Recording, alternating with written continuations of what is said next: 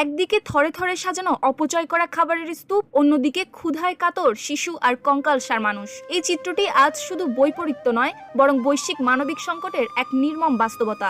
Saudi আরবে প্রতি বছর 9 লাখ কোটি টাকারও বেশি মূল্যের খাবার অপচয় হয়, যা স্তূপ করলে তৈরি হবে কয়েকশো পাহাড়ের সমান খাদ্য ভাণ্ডার। অথচ তাদের পাশের দেশ ইয়েমেনে লক্ষ লক্ষ মানুষ খাবারের অভাবে ধুকে মরছে। খাবার অপচয়ের শীর্ষে রয়েছে মক্কা, এরপর রয়েছে পশ্চিমাঞ্চলীয় প্রদেশ এবং রাজধানী রিয়াদ। বিশ্লেষণে দেখা যায় সবচেয়ে বেশি অপচয় হয় ভাত। সৌদি জাতীয় কর্মসূচি বলছে প্রতি বছর প্রায় 6 লাখ টন মাংস নষ্ট হয়, যার মধ্যে 4,40,000 টন হাঁস মুরগির মাংস, 22,000 টন ভেড়ার মাংস এবং 13,000 টন উটের মাংস রয়েছে। মাছ অপচয়ও ছাড়িয়ে যায় 59,000 টন।